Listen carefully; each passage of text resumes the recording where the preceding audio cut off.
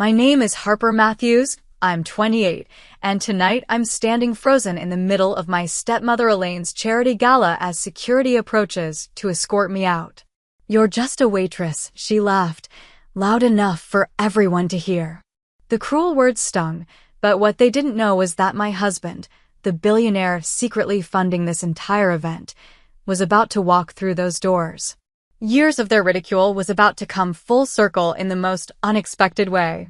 If you're curious about what happened next in this ballroom full of Boston's elite, stick around. Let me know where you're watching from in the comments, hit that like button, and subscribe if you want more stories about family drama and sweet revenge. To understand why my stepmother would publicly humiliate me at her gala, we need to go back to the beginning. I was born to Thomas and Rachel Matthews, and for the first 8 years of my life, we were the picture-perfect family.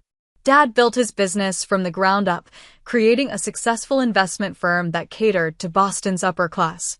Mom was his rock, handling the social connections and charity work that came with Dad's growing success. She made sure I remained grounded despite our privileged lifestyle. Then, when I was 8, my world shattered. Mom was diagnosed with aggressive breast cancer, and within 6 months, she was gone. Dad was devastated. He threw himself into work, leaving me with a rotation of nannies who provided care but couldn't fill the enormous void Mom left behind.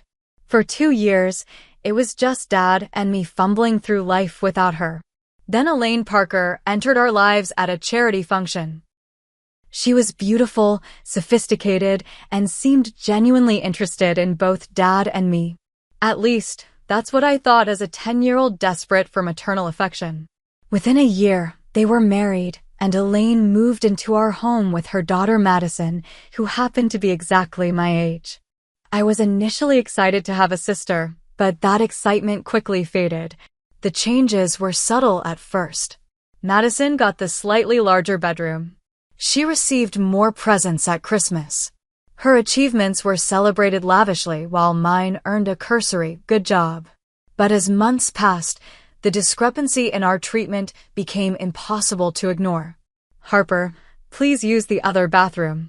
"Madison needs her privacy," Elaine would say, relegating me to the guest bathroom while Madison enjoyed the one we were supposed to share. "Harper, Madison needs new riding boots for her lessons. We'll have to postpone getting you those art supplies." Somehow my needs always got postponed. The worst part was watching Dad slowly distance himself from me. He worked longer hours, took more business trips, and when he was home, Elaine expertly monopolized his attention. She'd schedule family activities when she knew I had other commitments, then paint me as the difficult child who didn't want to participate. "Thomas, I'm trying so hard with her, but she just won't let me in," I overheard her say one night, fake tears in her voice. My father, exhausted and emotionally drained, simply nodded and patted her hand. Through my teenage years, I threw myself into school and part-time jobs. While Madison enjoyed shopping sprees and European vacations, I worked at the local library and saved up for college. I didn't want to ask Dad for anything because each request had to go through Elaine, who made me feel like a burden on the family finances despite Dad's considerable wealth. There were rare moments, though, when Dad would break through the fog and really see me. He came to my high school art exhibition when Elaine and Madison conveniently had scheduling conflicts. He looked at my paintings with tears in his eyes. "You have your mother's talent," he whispered, and for that brief moment, I had my dad back. The summer after my freshman year of college, Dad had a massive heart attack in his office. By the time I rushed to the hospital, he was gone. I wasn't even given the chance to say goodbye. The funeral was a blur of faces and empty condolences. Elaine played the grieving widow perfectly, while I sat numb with shock. It wasn't until the reading of the will that I understood how completely I'd been pushed out of my father's life. Dad left the bulk of his estate to Elaine, with Madison receiving substantial trust funds and real estate. I was left with just enough money to cover my remaining college tuition and a small inheritance that would barely fund a year of living expenses after graduation. Your father wanted to make sure you learned the value of hard work, Elaine explained with false sympathy when I questioned the disparity. Madison has different needs. The truth hit me hard. My father had either forgotten me or had been convinced I didn't need his financial support. Either possibility was heartbreaking. After the will was settled, Elaine made it clear I wasn't welcome in the family home anymore. You're an adult now, Harper. It's time you found your own place, she said coolly as I packed my childhood bedroom. Madison watched from the doorway, smirking. Don't worry about holiday dinners, Madison added. Our traditions are changing anyway. I was officially excommunicated from the Matthews family, keeping only my father's last name as proof I had ever belonged. For the next few years, I had minimal contact with Elaine and Madison. They'd send a generic birthday card or Christmas greeting to maintain appearances to mutual acquaintances, but there were no phone calls, no invitations, no genuine interest in my life. I graduated with honors, found a job at a small but well-respected art gallery in Boston, and built a life for myself, determined to never again seek validation from people who saw me as disposable. Little did I know that life was about to take an unexpected turn that would eventually bring me face to face with the family that discarded me in circumstances none of us could have predicted. At 24, I had settled into my life at Westfield Gallery, a boutique art space in Boston that specialized in emerging artists. The pay wasn't spectacular, but I loved discovering new talent and helping artists navigate the intimidating art world. My tiny studio apartment in Cambridge was all mine, and I'd found a small circle of loyal friends who knew nothing about my family drama, exactly how I preferred it. It was a rainy Tuesday afternoon in April when Nathan Reed walked into the gallery. The space was empty except for me, cataloging a new shipment of sculptures. I didn't immediately recognize him, though in retrospect, I should have. Nathan's tech company, Reed Innovations, had been making headlines for years, and at 32, he was already on Forbes' list of most influential entrepreneurs. But that day, he was just a tall, slightly rain-dampened man in a casual button-down shirt and jeans, looking intently at a collection of abstract paintings. "Can I help you find anything specific?" I asked, approaching him with my standard greeting. He turned and smiled, a genuine smile that reached his hazel eyes. "I'm just browsing, though I'm curious about this artist." He gestured to the paintings he'd been examining. "That's Lucia Mendez.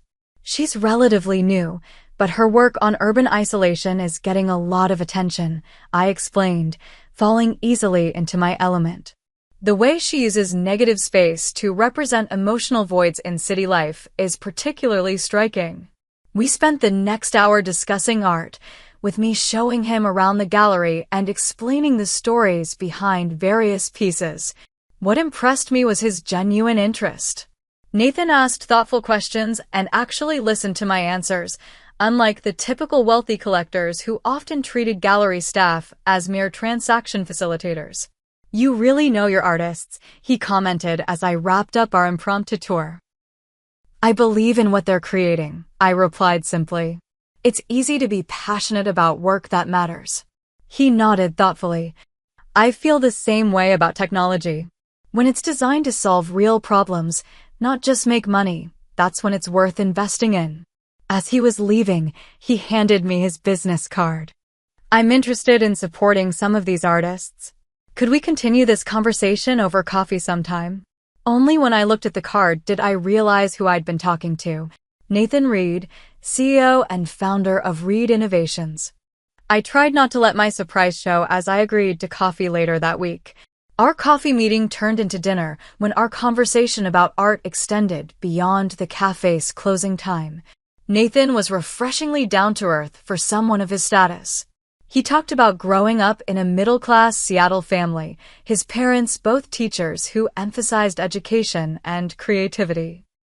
"They thought I was crazy when I dropped out of grad school to start my company," he admitted with a laugh. "But they supported me anyway. Sent me care packages of homemade granola when I was living on ramen and working 20-hour days." I found myself sharing more than I intended to, telling him about my work, my apartment, my dreams of eventually opening my own gallery focused on therapeutic art programs for children.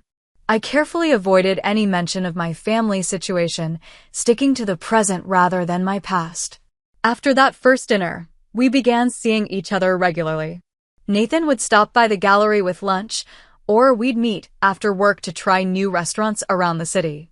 He never flaunted his wealth, often suggesting simple activities like walks along the Charles River or visits to small museum exhibitions. Money complicates things, he told me once when I asked why he lived in a modest townhouse rather than some extravagant mansion.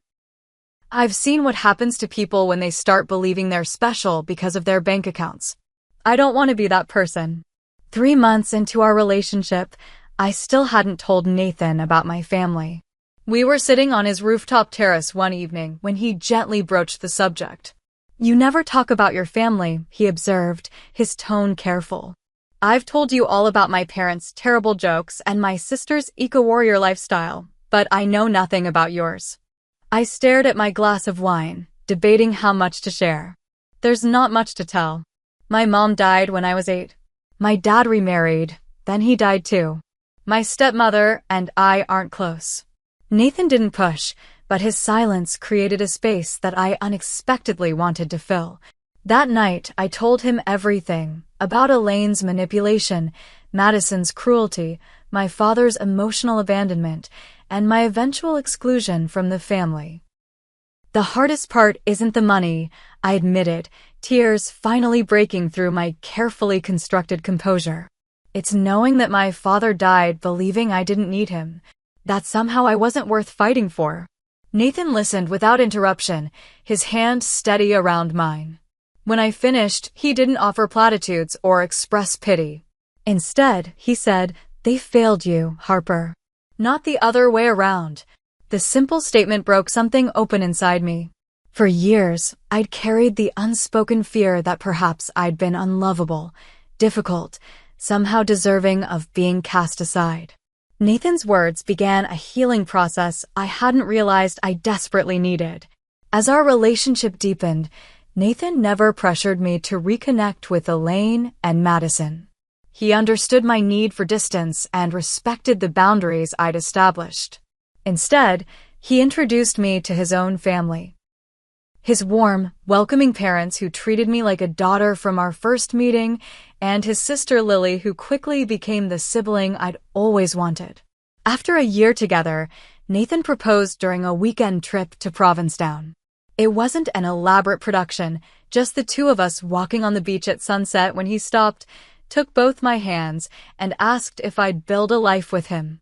"I love you for your compassion, your resilience, and your ability to see beauty in places others overlook," he said, his voice steady despite the emotion in his eyes. "You've changed how I see the world, Harper. I want to face whatever comes next with you beside me." We married 2 months later in a small ceremony at Nathan's parents' home in Seattle. It was intimate, with only 30 guests, close friends, and Nathan's family. No one from my side attended because there was no one to invite. Elaine and Madison had no idea I was even in a relationship, let alone getting married to one of Boston's most eligible bachelors. It wasn't about shame or secrecy. It was about protection. The life I was building with Nathan was precious to me, untainted by the toxicity of my past. I had no desire to invite that negativity back into my world, even to showcase my happiness. After our honeymoon in Japan, we settled into married life in a new home in Brookline. I continued working at the gallery, insisting on making my own way professionally despite Nathan's wealth. He supported my independence, understanding that my career was about personal fulfillment, not financial necessity. For 2 years, we lived in a bubble of happiness that had nothing to do with Nathan's success or money. We traveled, worked on our respective passions, and began planning for children. Elaine and Madison remained firmly in my past, where I intended them to stay. Then the invitation arrived. The cream-colored envelope with embossed gold lettering appeared in our mailbox on a Tuesday. I almost discarded it with the other formal invitations Nathan regularly received, but the return address caught my eye, the Matthews Family Foundation. My hands trembled slightly as I opened it. Inside was an invitation to the annual Boston Children's Hospital Benefit Gala, hosted by Elaine Matthews. A handwritten note was paper-clipped to the invitation. "Harper, it's been too long. We should reconnect. The family misses you. Elaine." I stared at the flowing script, looking for signs of sincerity and finding none. In the 2 years since I'd married Nathan, and the 6 years since my father's death, Elaine had made exactly 0 attempts to contact me. The family certainly hadn't missed me when I was struggling to pay rent during college, or when I graduated with no one in the audience to cheer for me. When Nathan came home that evening, I was still sitting at the kitchen island, the invitation laid out before me. "What's that?" he asked, kissing my cheek before noticing my expression. "Hey, what's wrong?" I pushed the invitation toward him. My stepmother has suddenly remembered my existence. Nathan read the invitation, his brow furrowing. "The Boston Children's Hospital benefit? That's..." He trailed off, looking uncomfortable. "That's what?" I prompted, noticing his hesitation. He sat down beside me with a sigh. "That's one of the events the Reed Foundation is sponsoring this year. We're the primary donor, actually." "Wait, what?" I felt like I'd missed something crucial. "Your foundation is funding Elaine's gala?" Nathan ran a hand through his hair. "I didn't know it was connected to your stepmother. The foundation staff handles most of the smaller partnerships, and I only review the major initiatives. The Children's Hospital is one we support annually, but I didn't realize who was chairing the event committee. The coincidence seemed too perfect to be coincidental. She must have found out about us. That's the only explanation for this sudden interest in reconnecting after all these years." "It's possible," Nathan agreed. "Your married name is Reed now, and we've been in the society pages occasionally. Someone might have mentioned it to her." I pushed the invitation away. "Well, it doesn't matter. I'm not going." Nathan was quiet for a moment, considering. "What if we did go?" I looked at him like he'd suggested swimming with sharks. Why would I voluntarily put myself in a room with people who made it abundantly clear I wasn't good enough for them?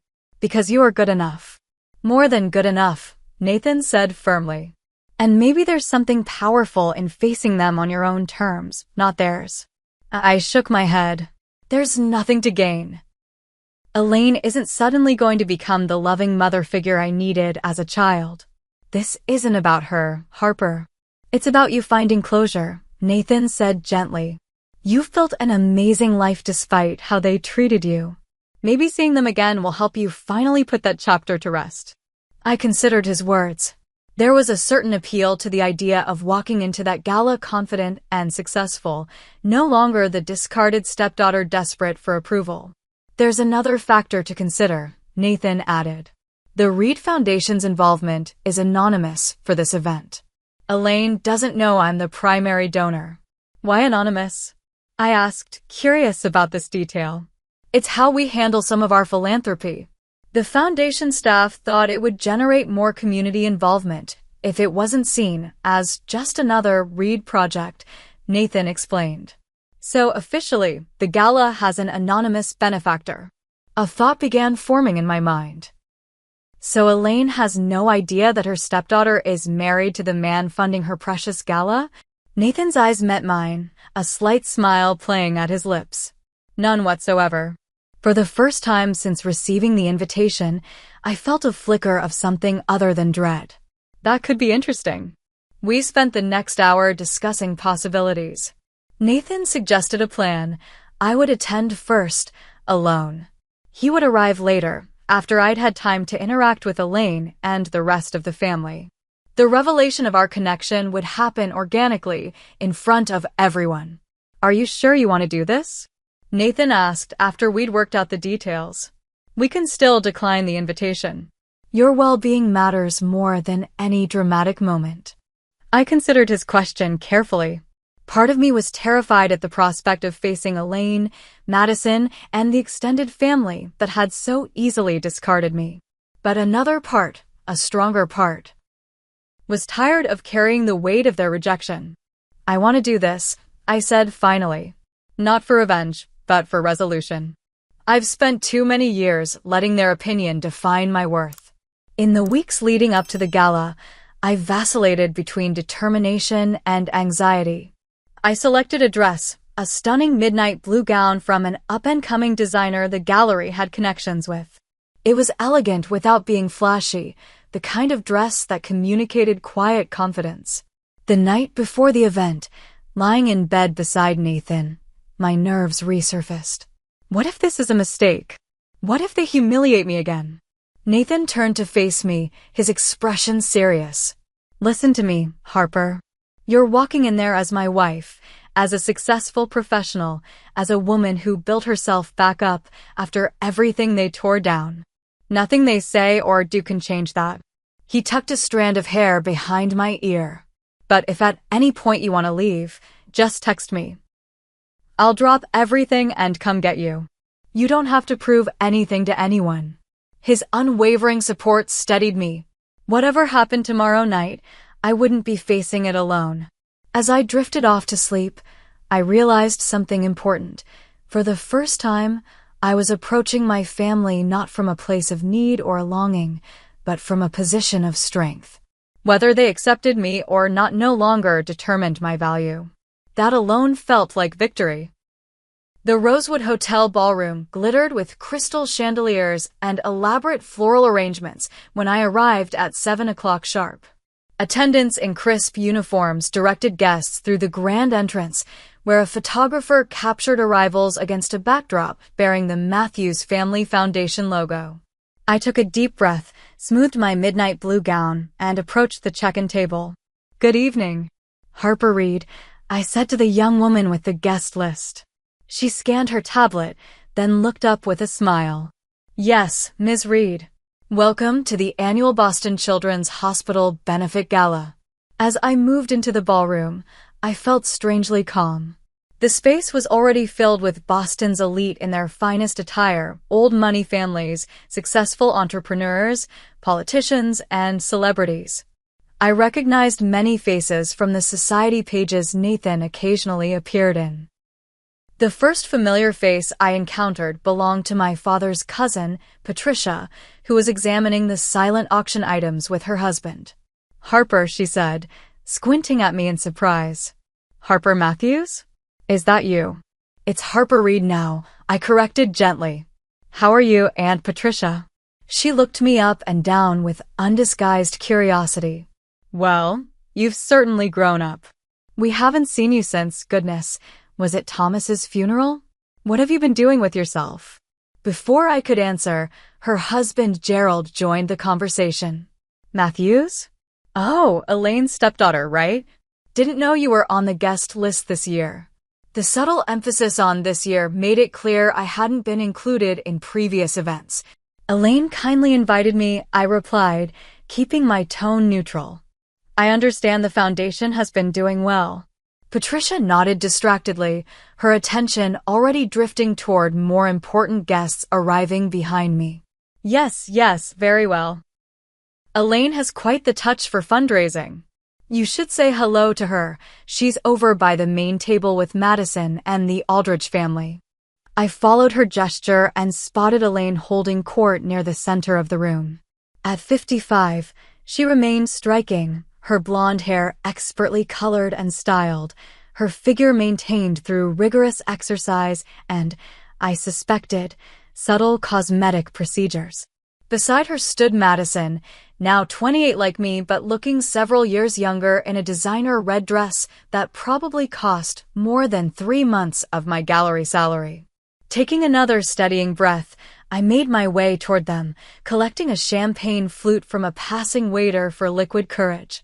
Madison saw me first. Her perfectly shaped eyebrows rose nearly to her hairline before she leaned to whisper something in Elaine's ear. My stepmother turned, her practiced social smile freezing momentarily before transforming into something that didn't reach her eyes. Harper. What a surprise, Elaine exclaimed, her voice carrying enough for nearby guests to hear.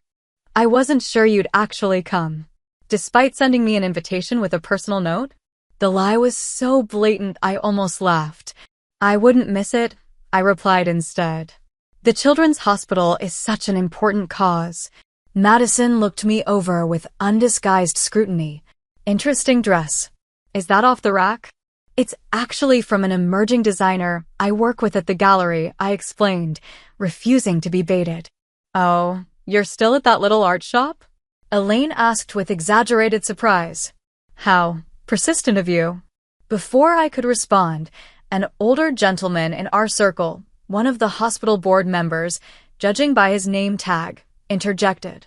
You work in the arts, young lady? Elaine answered before I could. Harper has always had creative aspirations. Nothing serious, of course. Actually, I countered, finding my voice. I'm the assistant director at Westfield Gallery now.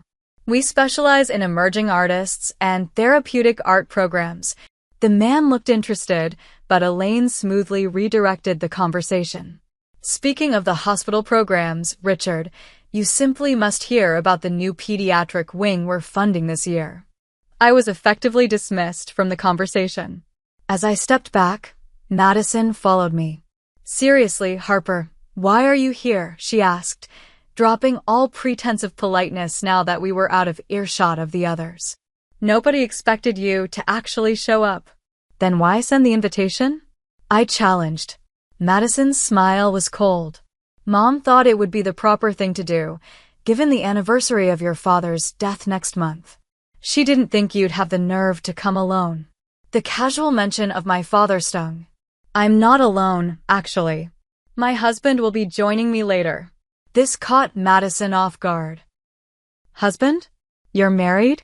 To whom? You'll meet him soon enough, I replied, unwilling to reveal Nathan's identity just yet. Before Madison could press further, we were interrupted by another relative, my father's brother William and his wife Susan. Is that little Harper? Uncle William boomed, clearly already enjoying the open bar. Good heavens, we thought you'd fallen off the face of the earth. Hello, Uncle William. Aunt Susan, I greeted them politely. Susan air-kissed near my cheek. Darling, where have you been hiding yourself? Elaine tells us she hardly hears from you these days. The revisionist history was breathtaking. Elaine had practically pushed me out the door after my father's death and had made zero effort to contact me in the years since. I've been focused on my career, I said simply. Life gets busy. What sort of career could possibly keep you from family? William asked with a dismissive wave. Family is everything in this world. The irony of his statement was apparently lost on him. As we spoke, I noticed more family members and old acquaintances glancing our way, whispering behind cocktail napkins.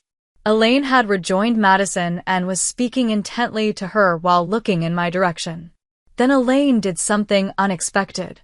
She approached the small stage where the band was playing and whispered to the lead musician. He nodded and stopped mid-song. Ladies and gentlemen, Elaine's voice rang out over the sound system. I want to thank you all for coming tonight to support Boston Children's Hospital. Before dinner is served, I'd like to acknowledge all the wonderful staff who are making this evening possible, our event planners, our caterers, and our serving staff. There was polite applause as Elaine gestured around the room. Then her gaze landed deliberately on me. In fact, I think there's been a bit of confusion. One of our wait staff seems to have misplaced her uniform this evening. A ripple of uncomfortable laughter moved through the crowd as people turned to look at me. Harper dear, Elaine continued, her voice dripping with false concern. Did you get confused about your role tonight? I know you expressed interest in helping, but guests aren't supposed to arrive until 7, and the serving staff was asked to use the service entrance. My face burned as understanding dawned. This was why she'd invited me not to reconnect, but to publicly humiliate me. Madison stepped forward, camera phone already in hand. Mom, maybe Harper just wanted to see how the other half lives for one night. We should be flattered by her aspirations. More laughter, less uncomfortable now as the wealthy crowd relaxed into the familiar territory of mockery disguised as humor. I stood frozen, champagne glass clutched in my hand, as Elaine continued her performance. "Security," she called, gesturing to a man in a dark suit near the entrance. "I believe we have someone who's confused about her place here tonight. Could you please assist her to the correct area, or perhaps just escort her out if she's not actually on staff?" The security guard, looking uncomfortable but professional, began making his way toward me. My cousin Brandon, always eager to join in when someone was being targeted, called out from nearby. "Always trying to be something you're not, Harper? Some things never change." Others joined in, their voices overlapping. Did she actually think she belonged here? Always had delusions of grandeur, that one. Probably crashed the event hoping to network. The security guard reached me, his expression apologetic but firm. "Ma'am, I need to ask you to come with me. There's been a mistake," I managed to say, my voice smaller than I intended. "I was invited. I have the invitation in my purse."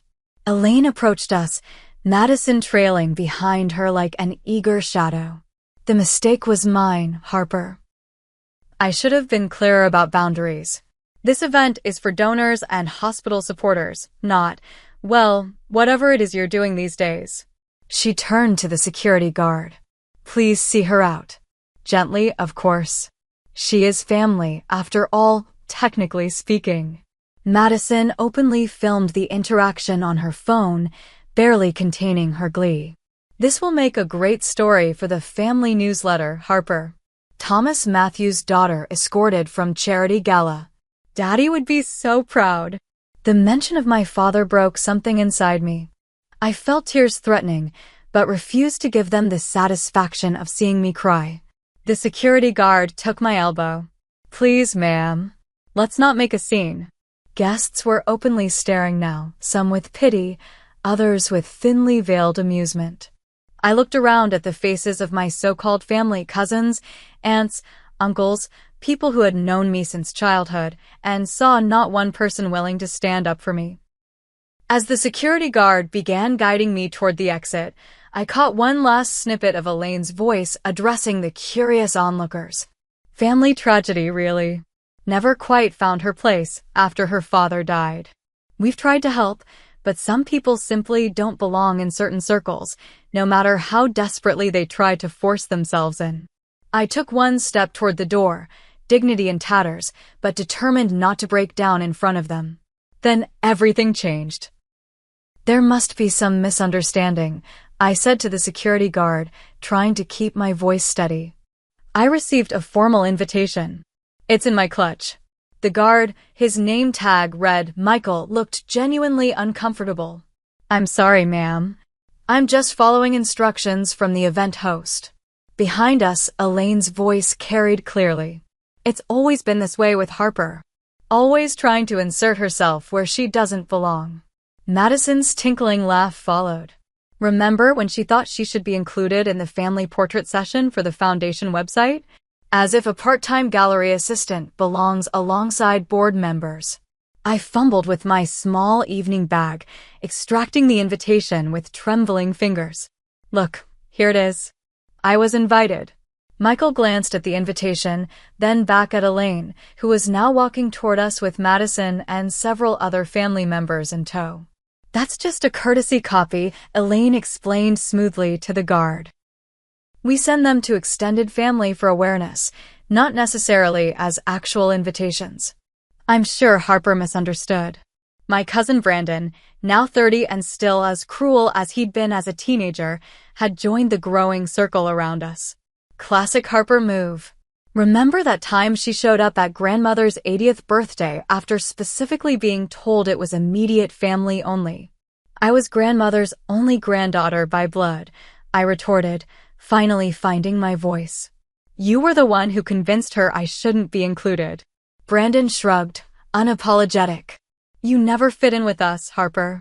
Not then, not now. Some people just don't know when they're not wanted." The crowd of onlookers had grown. I recognized faces from Boston Society pages, potential donors, and hospital board members, all witnessing my humiliation. Several had their phones out, Madison wasn't the only one documenting this debacle. "Please," I said to Michael, "just let me stay until my husband arrives. He's on his way." Elaine laughed loudly at this. "Husband? Oh, Harper. There's no need to invent a fictional spouse to save face." "I'm not inventing anything," I insisted, anger beginning to override embarrassment. "His name is—" "Harper," Elaine cut me off sharply. "This is beneath even you. Crashing a charity gala is one thing, but lying about being married? That's just sad." Madison scrolled through her phone, then held it up triumphantly. "I've been following your Instagram, Harper. There's not a single post about a husband or even a boyfriend. Just sad little pictures of art gallery openings and your studio apartment." I felt sick realizing Madison had been stalking my social media. I deliberately kept my relationship with Nathan off social platforms, not out of shame, but because we both valued our privacy. "Not everything in my life is posted online," I said tightly. "Convenient excuse," Madison smirked. "So where is this mystery husband? Running late? Or maybe he doesn't exist at all." I checked my watch. Nathan would be arriving in about 15 minutes, according to our plan. If I could just stall until then. But Elaine had clearly decided the entertainment had gone on long enough. "Michael, please escort Ms. Matthews out now. We have actual donors waiting to be seated for dinner." "It's Mrs. Reed," I corrected automatically. "Oh, please," Madison rolled her eyes. "Next you'll be claiming you married a celebrity." My Uncle William, now thoroughly enjoying the spectacle, chimed in. "Thomas would be so disappointed, Harper. He raised you better than this, making scenes at public events, telling transparent lies." The mention of my father, again, hit me like a physical blow. "You don't get to talk about my father. None of you do." You all stood by while Elaine systematically erased me from his life. A hush fell over the immediate crowd. Elaine's expression hardened. "That's quite enough," she hissed, dropping the pleasant hostess facade. "You always were an ungrateful, difficult child. Thomas did everything for you, and it was never enough." "Everything?" I laughed incredulously, no longer caring about making a scene. "He left me with barely enough money for college tuition, while Madison got trust funds and real estate. Because Madison appreciated what she was given." Elaine snapped. "You were always so determined to prove your independence, to reject the family's help and connections." "What help? What connections?" I demanded. "From the moment you married my father, you made it clear I wasn't part of your vision for the family." Madison stepped between us. "You're embarrassing yourself, Harper. No one wants to hear your victim story." "It's not a story," I said, my voice rising despite my best efforts to stay calm. "You and your mother systematically isolated me from my father, then pushed me out completely after he died." "Your father knew exactly what he was doing with his will," Elaine said coldly. "He understood you'd squander anything substantial he left you on your impractical artistic pursuits." "My father supported my art before you came into our lives," I retorted. "He was proud of my creativity, my independence. And look where that independence got you." Madison gestured dismissively at me. "Working in a tiny gallery, living in a studio apartment, crashing events to feel important." Michael, the security guard, looked increasingly uncomfortable as our family drama unfolded in front of Boston's elite. More phones were out now, recording the confrontation. Tomorrow, this would likely be circulating in social media circles, exactly what Nathan and I had hoped to avoid. "I think we should step outside," Michael suggested quietly. Elaine seized on this. "Yes, Harper, it's time for you to leave. You've created quite enough of a spectacle." I looked around at the circle of faces. Family members who had known me since childhood, now regarding me with a mixture of disdain, amusement, and pity. Not one of them was willing to stand up for me, to acknowledge the truth of what had happened after my father died. In that moment, I realized Nathan had been right about one thing. I needed closure. But closure didn't mean their acceptance or approval. It meant finally accepting that these people were never going to be the family I deserved. "Fine," I said, straightening my shoulders. I'll go. I turned toward the exit, dignity intact despite everything. As Michael gently guided me toward the door, I heard Madison's voice behind me. Don't forget to return that dress to whatever discount rack you found it on. Laughter rippled through the group, and I felt my cheeks burning. Just a few more steps to the door, and I could escape this nightmare. I glanced at my watch again. Nathan would be arriving any minute, but suddenly I wasn't sure I wanted him to witness this humiliation. I reached for my phone to text him to meet me outside instead, when the ballroom doors swung open. Nathan Reed stood in the doorway, a commanding presence in his tailored tuxedo.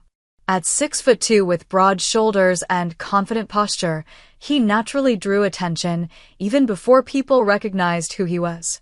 Tonight, he looked every inch the successful tech mogul, poised, powerful, and completely out of place in my family drama. His eyes scanned the room, landing on the unusual spectacle near the center, me, with a security guard's hand still on my elbow, surrounded by Elaine, Madison, and a circle of onlookers with their phones raised. Harper, he called, his voice cutting through the murmurs of the crowd. The room went quiet as Nathan strode purposefully across the ballroom. I watched recognition dawn on the faces around me, first confusion, then shock. Nathan Reed wasn't just any businessman. He was one of Boston's most influential entrepreneurs and philanthropists. The security guard, Michael, immediately dropped his hand from my arm, straightening his posture. Sir, there seems to be some confusion. Harper, what's going on? Nathan asked, ignoring Michael and taking my hands in his. Before I could answer, Elaine stepped forward, her social mask firmly back in place. Mr. Reed, what an unexpected honor.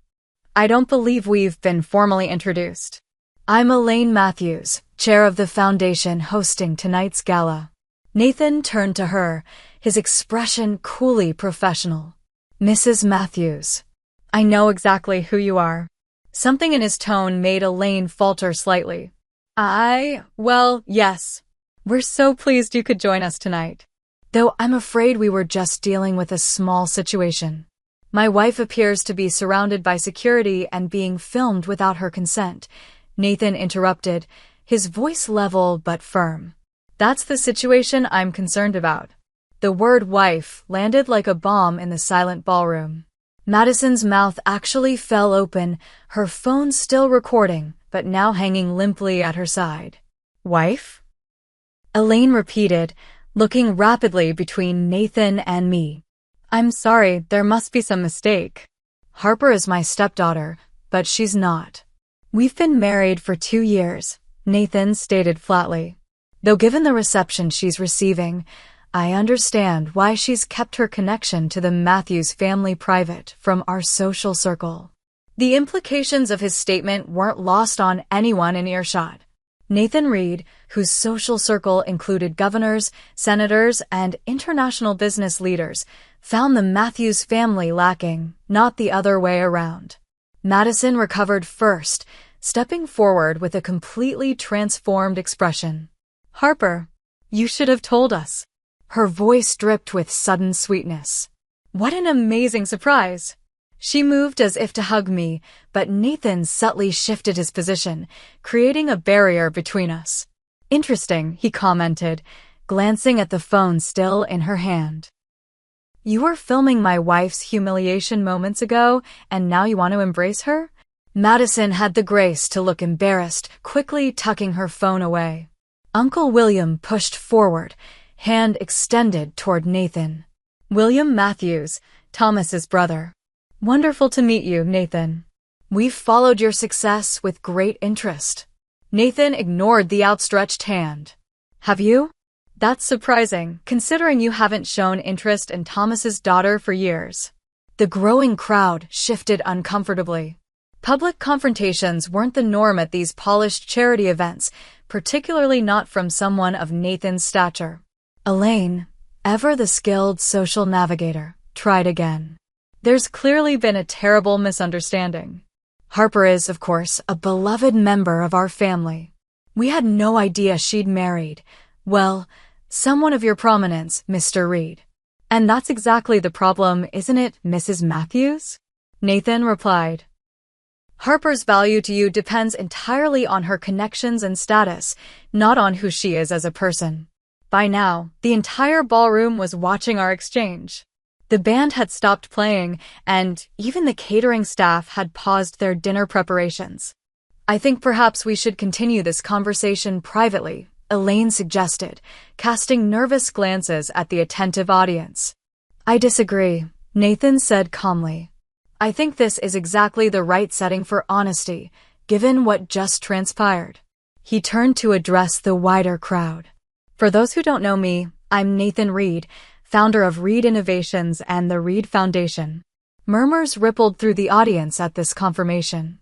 What many of you may not know is that the Reed Foundation is the anonymous benefactor behind tonight's event. Gasps and whispers erupted around us. Elaine's face drained of color. That's right, Nathan continued. My foundation provided the matching grant that made this gala possible, with the stipulation of anonymity because we believed in the cause, not the recognition. He turned back to Elaine. Imagine my surprise when my wife received an invitation from her estranged stepmother, who chairs the committee for an event my foundation is funding.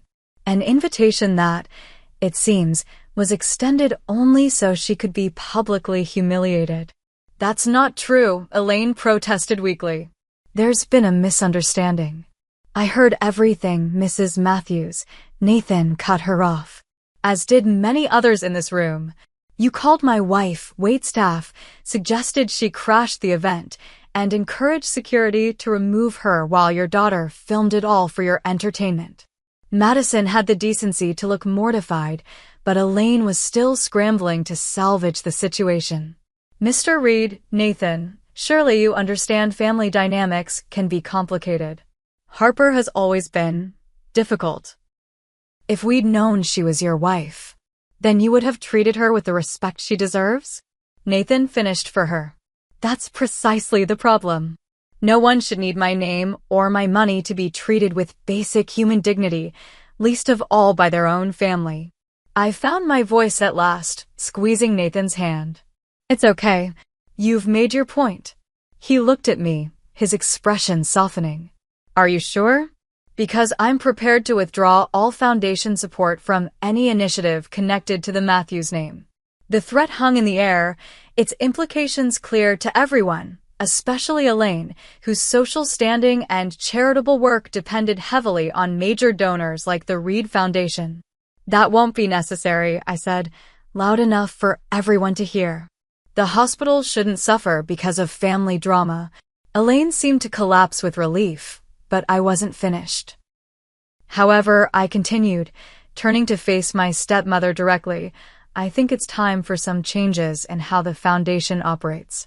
Nathan nodded, understanding immediately. The Reed Foundation will continue to support Boston Children's Hospital, but will require a restructuring of the event committee moving forward. Mrs. Matthews, your leadership has been educational, but I believe fresh perspectives are needed. Several hospital board members in the crowd nodded in agreement, clearly unwilling to lose the Reed Foundation's substantial support. Elaine's carefully constructed facade cracked completely. You can't do that. The Matthews Family Foundation has chaired this event for 15 years. The Matthews Family Foundation exists because of my father's hard work, I reminded her. Work that I was systematically excluded from after his death.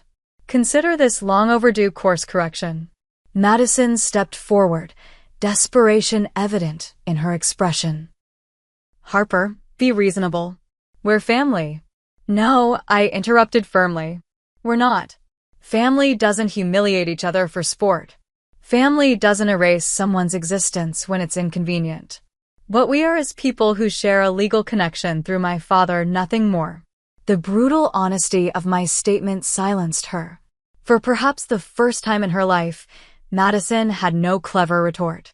One by one, relatives who had been eager to join in my humiliation moments before approached with awkward apologies and sudden reminiscences about how they'd always admired my independence.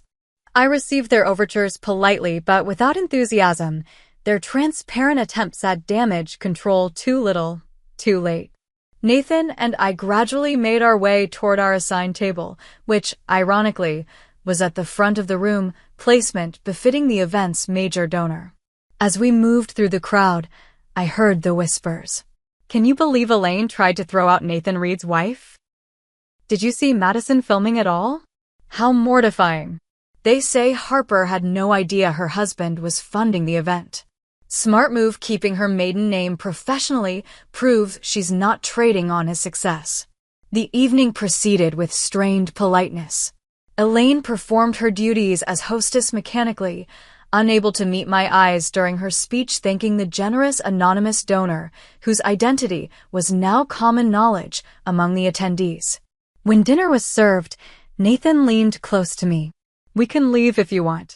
You've more than made your point. I considered it, then shook my head. Actually, I'd like to stay. For the first time, I'm at a family event entirely on my own terms. He smiled, understanding. Then we stay. But just so you know, you look stunning tonight. That dress was made for you. I laughed, feeling lighter than I had in years. Better than a waitress uniform? Infinitely, he replied, raising his glass in a private toast. To my extraordinary wife, who needed neither my name nor my money to shine. I clinked my glass against his, finally able to see the evening for what it truly was, not a humiliation, but a liberation. The days following the gala brought a flurry of calls, emails, and even handwritten notes, all from family members suddenly eager to reconnect with their long-lost relative. I recognized these overtures for what they were, damage control, not genuine remorse. Cousin Brandon sent flowers to the gallery today, I told Nathan that evening as we relaxed in our living room. The card said he values family above all else and hopes we can rebuild our connection. Nathan raised an eyebrow. The same Brandon who said you never belonged in the family? The very same, I confirmed, curling more comfortably into the couch. Amazing how quickly perspectives change when money and influence enter the equation. What did you do with the flowers? Nathan asked. Donated them to the children's ward at the hospital, I replied. Seemed fitting.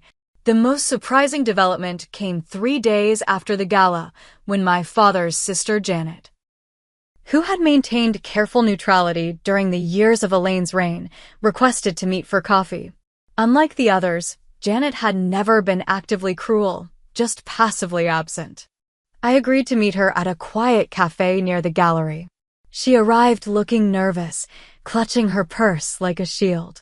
Thank you for seeing me, Harper, she began after ordering her coffee. I owe you an apology, one that has nothing to do with your husband or his position. I waited, curious about where this was going. I knew what Elaine was doing to you after Thomas died, she admitted, her voice tight with regret. I saw how she isolated you, how she manipulated the family narrative to paint you as difficult and ungrateful. And I did nothing. The raw honesty surprised me. Why? I asked simply. Janet sighed. The cowardly reasons, fear of confrontation, fear of being excluded myself. But also because I told myself it wasn't my place to interfere. She looked up, meeting my eyes directly. I was wrong. When we see injustice in our family and stay silent, we become complicit. Her words resonated more deeply than any of the shallow apologies I'd received. Thank you for saying that, I said quietly. I don't expect forgiveness, Janet continued. But I want you to know that not everyone believed Elaine's version of events. Some of us were just too weak to stand against her. We talked for nearly 2 hours. Janet shared stories about my father that I'd never heard, how he'd struggled with depression after my mother died, how he'd been manipulated by Elaine but had always kept photos of me in his private office, away from her disapproving eyes. He loved you, Harper, Janet insisted. His biggest failure was not protecting you from Elaine, and I think that shame made it harder for him to connect with you as you got older. It wasn't a complete healing, but it was something, a small piece of my father returned to me through honest conversation. As the weeks passed, Nathan and I made decisions about which family relationships were worth salvaging. Janet became a regular presence in our lives, along with two cousins who reached out with genuine remorse rather than opportunistic networking attempts. Elaine and Madison were conspicuously silent after their initial flurry of damage control messages went unanswered. According to Janet, they were facing significant social fallout. Several board members had requested Elaine's resignation from the foundation, and Madison's social media influence had taken a hit when clips of her filming my humiliation circulated among Boston's elite. I took no pleasure in their difficulties, but I felt no obligation to rescue them either. Some bridges, once burned, should remain crossed off the map. The most meaningful development came 6 months after the gala, when Nathan and I established the Thomas Matthews Art Therapy Foundation, dedicated to providing creative healing programs for children dealing with grief and family trauma. "We're not just reclaiming your father's name," Nathan observed as we finalized the foundation documents. "We're redirecting it toward something that would have made him proud." At the foundation's launch event, a much smaller, warmer gathering than Elaine's ostentatious gala, I found myself surrounded by people who valued connection over status, compassion over social climbing. Janet was there, along with Nathan's parents and sister, and friends who had stood by me through years of family estrangement. During my speech that evening, I shared parts of my own journey, not for sympathy, but to highlight why our mission mattered. "Art saved me during my darkest moments," I told the attentive audience. "When I felt voiceless and invisible, creativity gave me a language to express what I couldn't say aloud. Every child deserves that outlet, that safe space to process difficult emotions." I didn't mention Elaine or the gala incident specifically, but I did address the broader lesson it had taught me. "Family isn't just about blood or legal connections," I said, looking around at the supportive faces before me. "It's about who shows up not just for celebrations and success, but during struggles and setbacks. It's about who sees your worth even when you can't see it yourself." Later that evening, as Nathan and I walked home along the Charles River, I felt a sense of peace I'd been chasing for years. "You know what the strangest part is?" I mused, watching the moonlight play on the water. "I spent so many years thinking I needed their approval to be whole. I thought if I could just make them see my worth, I'd finally feel complete. And now?" Nathan prompted gently. I smiled, squeezing his hand. "Now I realize I was already whole. Their approval or disapproval doesn't define me, it never did. I just needed to believe that myself." Nathan stopped walking and turned to face me. "I've always believed it. From that first day in the gallery when you spent an hour educating me about emerging artists without having any idea who I was or what I was worth." "You mean when I was just doing my job?" I teased. "You were doing much more than a job," he corrected. "You were championing other artists' work with such genuine passion that I couldn't help falling a little bit in love with you right then." We continued our walk in comfortable silence, the city lights reflecting on the river beside us. I thought about the long journey from that broken-hearted teenager being pushed out of her family home to the woman I was now, strong, loved, and finally free from the weight of seeking validation from those who were incapable of giving it. The gala confrontation hadn't given me the family I'd longed for as a child. Instead, it had given me something more valuable, the freedom to create my own definition of family, to build connections based on mutual respect rather than obligation or status. If you're watching this and struggling with family rejection or conditional love, please know that your worth isn't determined by those who fail to see it. Sometimes the family we create for ourselves, through friendships, marriage, mentorship, can heal the wounds left by the family we were born into. Don't give up on finding your people, the ones who will value you for exactly who you are. I'd love to hear your thoughts in the comments below. Have you ever had to stand up to family members who tried to diminish you? Or have you found your chosen family more supportive than your biological one? Share your experiences, like this video if it resonated with you, subscribe for more stories about overcoming family challenges, and remember, Sometimes the greatest act of self-love is walking away from those who can't love you properly, even when they share your name. Thank you for listening to my story. May you find the courage to define your own worth, independent of anyone else's assessment. The freedom on the other side is worth every difficult step of the journey.